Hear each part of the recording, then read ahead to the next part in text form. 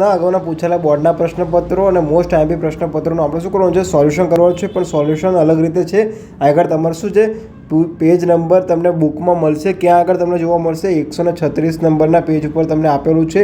ત્યાં આગળ તમે જઈને જુઓ કે કેવા પ્રકારના પ્રશ્ન પૂછે છે. તો બિંદુ એ બીનું ઉગમ બિંદુથી અંતર શું થાય?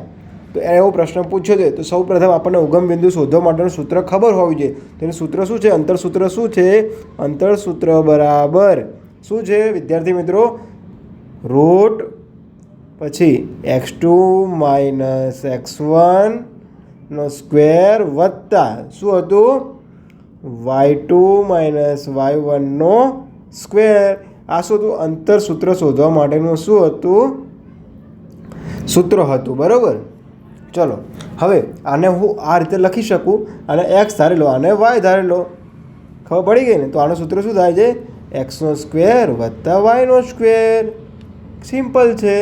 તો આ વસ્તુ આપણને મળી ગઈ, x નો સ્ક્વેર વત્તા y નો સ્ક્વેર. તો આ આપણો શું થઈ ગયો? જવાબ બની ગયો. પરંતુ આના આધારે તમને કોઈ રકમ આપીને પ્રશ્ન પૂછે તો આ પ્રશ્ન કેવી રીતે પૂછાય? હું તમને રકમ આપું અને તમે એ રકમ મને ગણીને નીચે કોમેન્ટ બોક્સમાં એનો જવાબ કહો.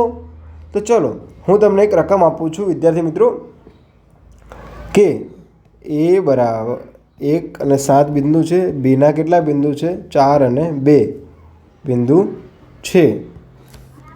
ચલો બીજો દાખલો તમને આપું. એના 4 બિંદુ છે, 2 બિંદુ છે. બીના કેટલા બિંદુ છે? -1 અને -1 બિંદુ. તો આ બિંદુના આધારે મને શું કરો તમે વિદ્યાર્થી મિત્રો? અંતર સૂત્રના સૂત્ર મુજબ દાખલો ગણીને શું કરો? નીચે કોમેન્ટ બોક્સમાં શું કરો? જવાબ આપો. જો વિદ્યાર્થી મિત્રો તમને બીજા કોઈ પણ પ્રશ્નપત્રના જવાબ ના આવડતા હોય, ના ખબર પડતી હોય તો નીચે વોટ્સએપ નંબર આપેલ છે, ત્યાં આગળ જઈને તમે વોટ્સએપ કરી શકો છો.